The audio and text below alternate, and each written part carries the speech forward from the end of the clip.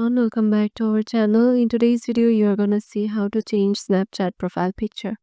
So to do that, you're heading over to Snapchat, and once you're there, make sure you've logged into your desired account, and then head over to the um your profile on the top left, and go to the settings,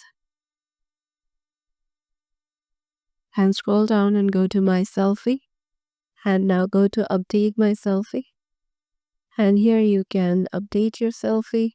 You can also change your Snapchat profile picture from here. If you go back and go to your selfie, and from here you can change your profile picture.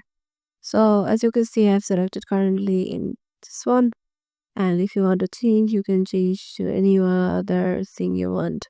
So yeah, this is how easily you can just change Snapchat profile picture. Hope this video will help you out, and we'll see you in the next video.